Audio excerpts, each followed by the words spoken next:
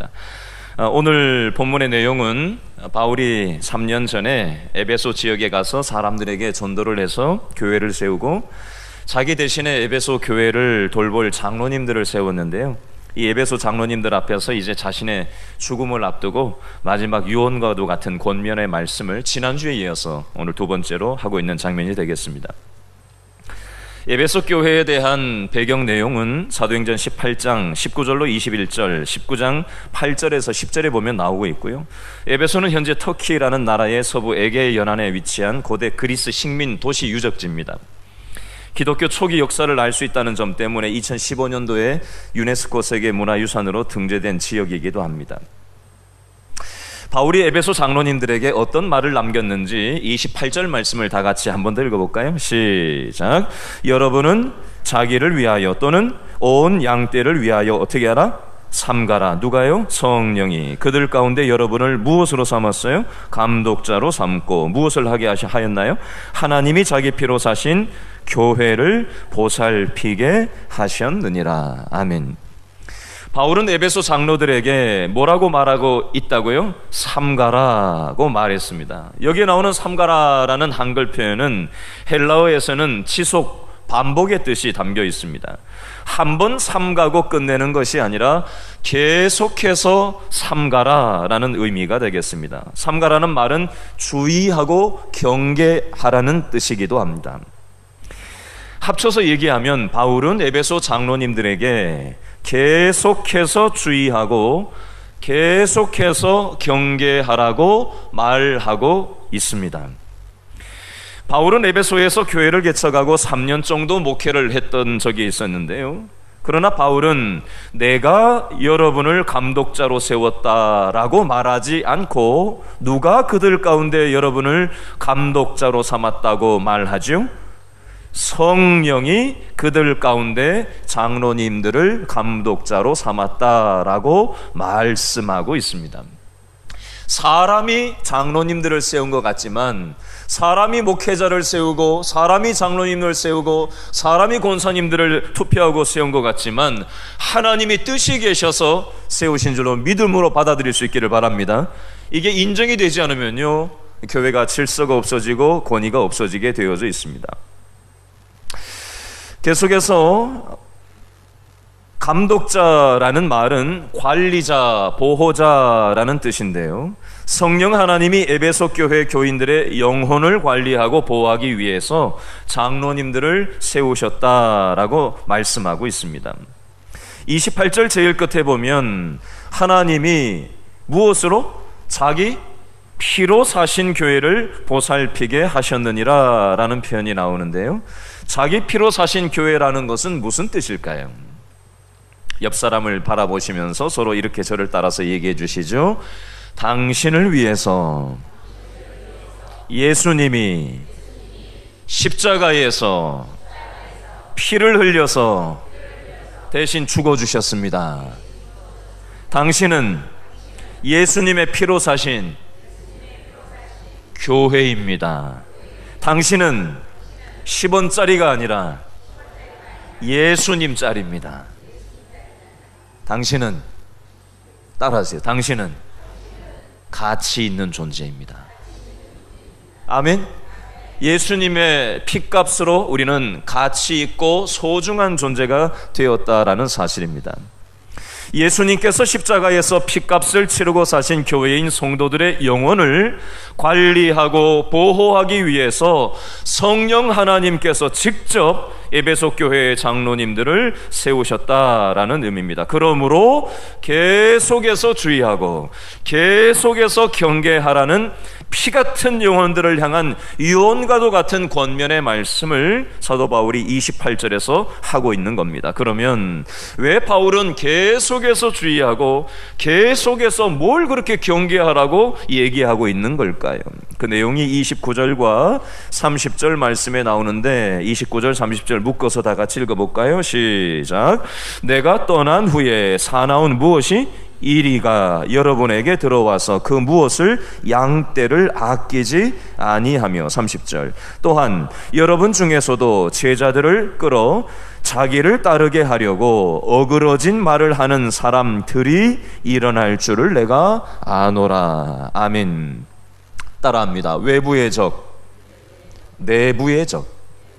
29절은 외부의 적을 얘기하는 거고요, 30절은 내부의 적을 얘기하는 겁니다.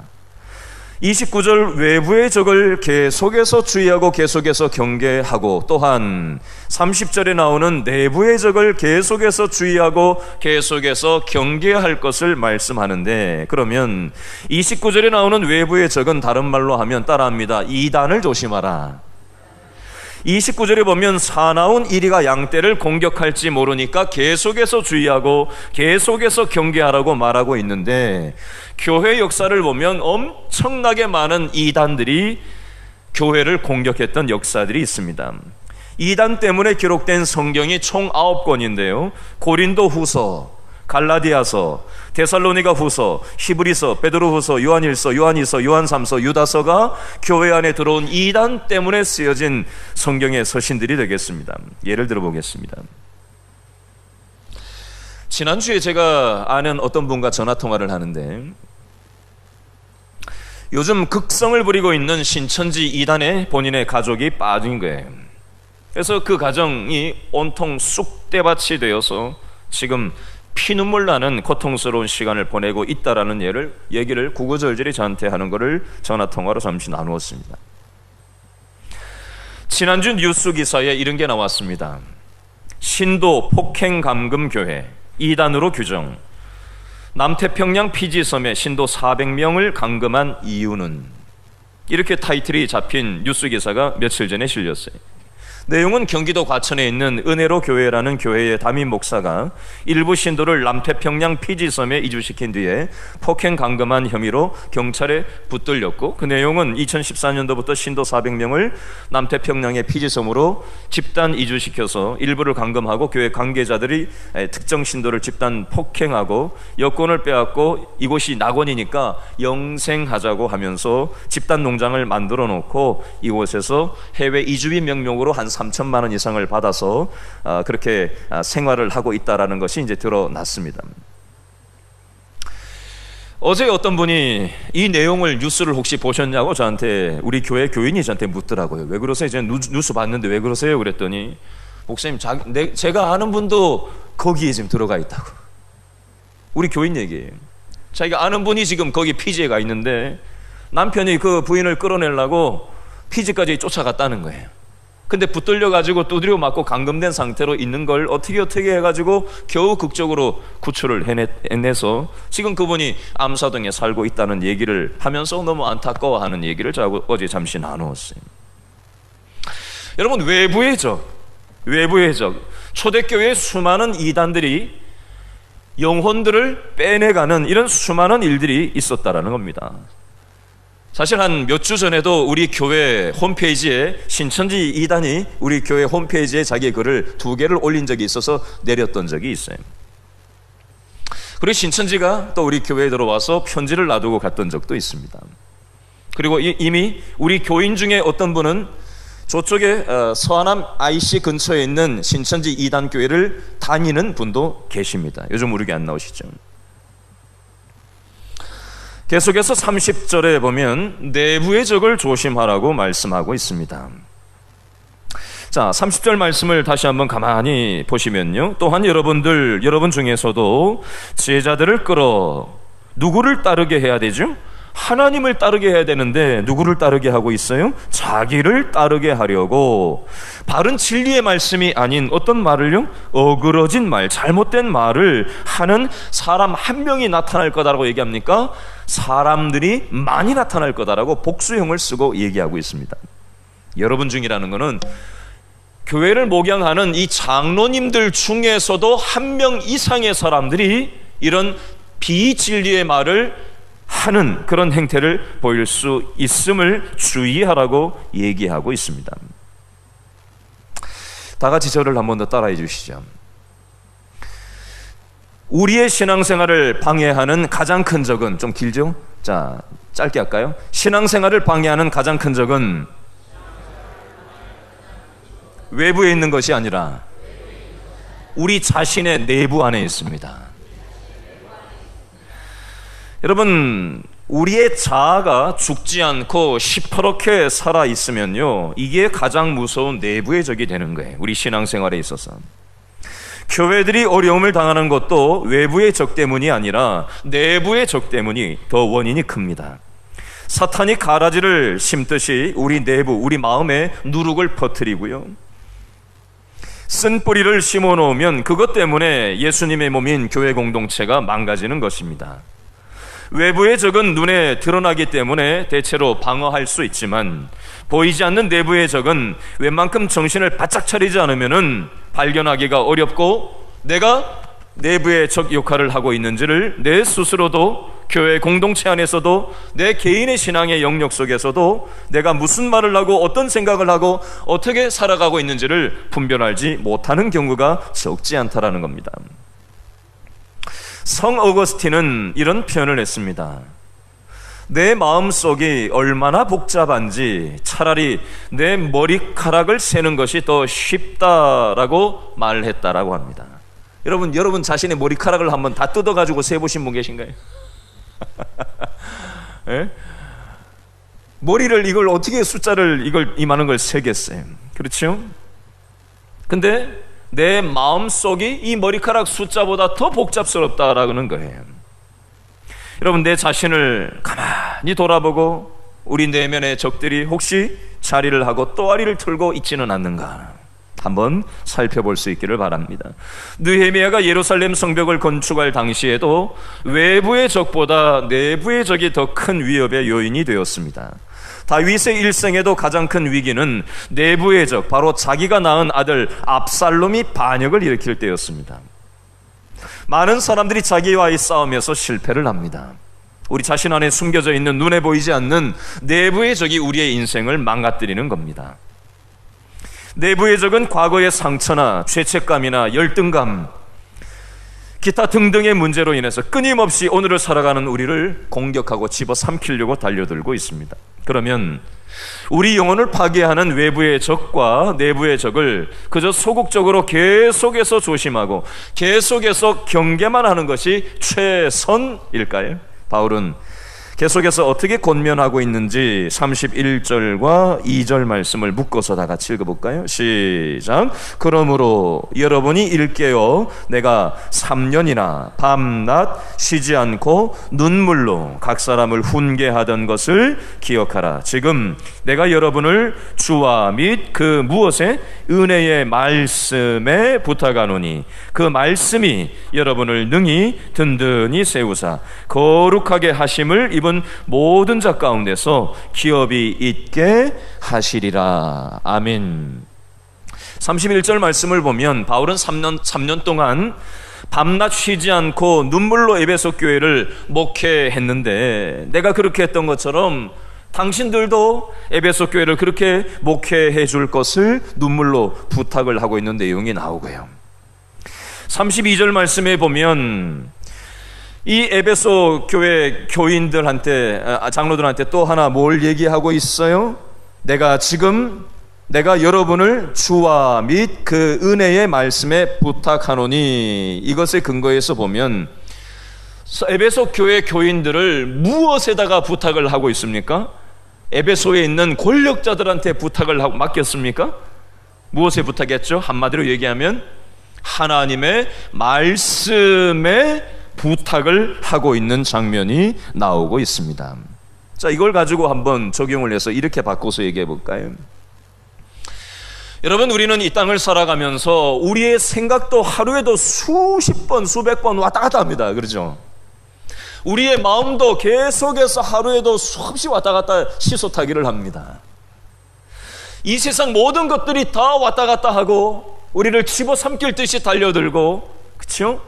우리가 우리의 최선으로 뭔가 이것을 극복해보고 뭔가 나의 노력으로 이빨 깎게 물고 뭔가 해보려고 해보지만 사람의 힘으로는 참 한계가 많은 것을 우리는 이 험한 세상을 수많은 인간관계를 하며 우리는 경험할 때가 있습니다. 오늘 본문에 나오는 에베소 교인들을, 에베소 장로들에게 하나님의 말씀에 부탁한다라는 이 부분을 통해서 우리는 어떤 교훈을 얻을 수 있냐면, 따라서 합니다. 우리의 인생은 세상이 우리를 중심을 잡아주는 것이 아니라 하나님의 말씀만이 우리의 인생을 중심을 잡아줍니다.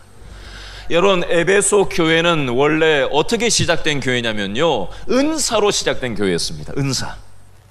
초월적인 일이 일어나고 기적이 일어나고 뭔가 삐까뻔쩍한 눈에 보이는 가시적인 어떤 신앙적인 모습이 드러나는 것으로 시작했던 교회예요. 근데 사도 바울은 이 에베소 교회를 이제는 영영 못 만나게 된 이 마당에 어떤 기적에다가 교회를 부탁하고 맡기는 게 아니라 하나님의 말씀에다가 에베소 교인들을 부탁하고 맡기고, 말씀만이 우리의 삶을 확실하게 잡아줄 수 있음을 여기에서 얘기하고 있다라는 사실입니다.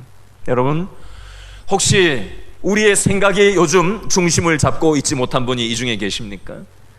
혹시 내 마음이 요즘 요동을 치고 중심이 잡히지 않는 분 계신가요? 갈피가 잡히지 않는 삶 때문에, 어떤 문제 때문에 중심이 잡히지 않는 분 계신가요? 오늘 본문에서만이 아니라 저와 여러분에게도 똑같은 이치가 적용될 수 있습니다. 하나님의 말씀을 가까이 하시고 하나님의 말씀에 우리의 인생의 근거를 두기 시작할 때, 옛날 성경 읽었던 거, 옛날 은혜 받았던 거, 이런 거 가지고 계속 현재를 울고 먹으면 안 돼요. 여러분, 이거 처음에 울고 먹을 때는 이게 진한 국물이 우러나지만, 그죠? 이거 자꾸 울고 먹다 보면은 이거 단물 다 빠져나가고 진한 엑기스가 다 빠져나가면은 이제는 울고 먹을 게 없는 거예요. 여러분, 하나님의 말씀은 과거에 한번 받은 그거 가지고 현재를 버티려고 달려들면 안 됩니다. 오늘 살아갈 수 있는 하나님의 말씀을 오늘 하나님 공급해달라는 그런 가난한 마음, 겸손한 마음, 낮은 마음을 가지고 하나님 앞에 엎드리는 만큼 하나님께서는 저와 여러분에게 하나님의 말씀으로 저와 여러분의 삶을 하나님께서는 보존해 주시고 중심을 잡아 주시고 다시 일어날 힘을 주시는 줄로 믿으실 수 있기를 바랍니다. 오늘 그 말씀을 지금 사도 바울이 에베소 교인들 장로들에게 하고 있는 겁니다.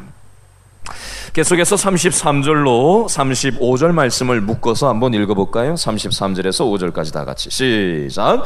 내가 아무의 무엇이나 은이나 금이나 의복을 탐하지 아니하였고, 여러분이 아는 바와 같이 이 손으로 나와 내 동행들이 쓰는 것을 어떻게 했어요? 충당하여 범사에 여러분에게 모본을 보여준 바와 같이 수고하여 누구를요? 약한 사람들을 돕고, 또 주 예수께서 친히 말씀하신 바 주는 것이 받는 것보다 복이 있다 하심을 기억하여야 할지니라. 아멘. 33절에 보니까 은, 금, 의복을 탐했다고 되어 있습니까? 탐하지 아니했다. 한마디로 얘기하면 사도 바울은 물질 문제에 대해서 깨끗했다라는 걸 얘기합니다. 여러분, 돈 문제가 깨끗하지 않으면요, 한 푼이라도 돈 문제에 대해서 깨끗하지 않으면요, 아무리 하나님 얘기를 하고 아무리 앞에서 이런저런 말을 해도 돈 문제가 깨끗하지 않으면 그 신앙은 바른 신앙이라고 볼 수가 없습니다. 사도 바울은 은이나 금이나 의복을 내가 탐하지 않았다.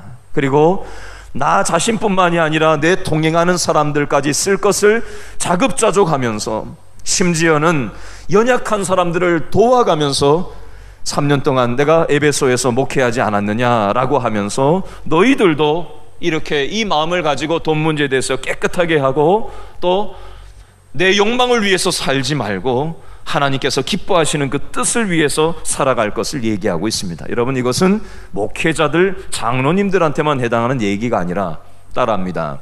교회 안에서 돈 거래하지 맙시다. 여러분, 교회 성도들끼리 돈 거래하지 마십시오. 여러분, 겉으로는 티가 안 나는데 뒤로 알고 보면 이 문제 때문에 시험을 받고 실족하기도 하고 문제가 생기는 경우가 종종 있습니다. 돈은 필요해서 혹시 내가 그냥 줘도 될 정도면은 믿음으로 그냥 주시고, 그렇지 않을 경우에는 그것이 빌미가 되어서 피차 시험 들게 되지 않도록 여러분 돈 거래 교회에서 하지 마시기 바랍니다. 계속해서 36절에서 38절까지 말씀을 읽고 오늘 말씀을 정리하려고 하는데요, 36절로 8절까지를 다 같이 읽어보겠습니다. 시작. 이 말을 한 후 무릎을 꿇고 그 모든 사람들과 함께 뭐하죠? 기도하니 다 크게 울며 바울의 목을 안고 입을 맞추고 다시 그 얼굴을 보지 못하리라 한 말로 말미암아 더욱 근심하고 배에까지 그를 전송하니라. 아멘. 이제는 예루살렘으로 가고 더 이상 사도 바울을 하고 함께 할 수 없게 된 이 마당에 함께 마지막 유언과 같은 설교의 말씀의 권면을 지난주에 이어서 오늘 두 차례 또 권면의 말씀을 한 다음에 무릎을 꿇고 에베소 장로들과 이 사도 바울이 함께 부둥켜 끌어안고 몇 번이나 키스를 하고 뽀뽀를 하고 눈물을 흘리면서 믿음의 형제 자매끼리 이렇게 끌어안고 교제를 한 다음에 사도 바울이 이제 배를 타고 항구에서 점점 멀어갈 때 눈에 보이지 않을 때까지 손을 들고 눈물을 흘리면서 배웅을 하고 있는 모습을 지금 여기에 볼 수 있습니다. 38절에 보니까 다시 그 얼굴을 보지 못하리라. 이 땅에서 사도 바울과 그 장로님들은 더 이상 볼 수 없었을 겁니다. 그러나 천국에서는 다시 그 얼굴을 보게 되었을 것으로 저는 생각을 해보았습니다. 여러분, 저와 여러분이 매주 이렇게 대부분은 매주 주일날 저하고 이렇게 얼굴을 마주 보시는데요, 우리가 천년만년 이 땅에서 사는 것이 아니기 때문에 언제 하나님이 우리를 불러가실지 몰라요. 우리는 우리에게 주어진 현재 현실을 소중하게 여기고 바로 내 옆에 있는 사람들을 소중하게 여기고 미워하면서 용납하지 못하면서 피로 값주고 사신 우리 형제 자매들을 내 기준과 내 입장과 내 생각으로 대하는 것이 아니라 하나님께서 내 옆에 있는 사람들을 피로 값주고 사신 소중하고 가치 있는 영혼들이라는 사실을 기억하시고 내 기준과 내 입장과 내 생각과 맞지 않을지라도 우리가 믿음으로 받아들이고 믿음 안에서 함께 신앙생활하는 우리 모든 길신의 성도들 다 될 수 있기를 바랍니다. 기도하겠습니다.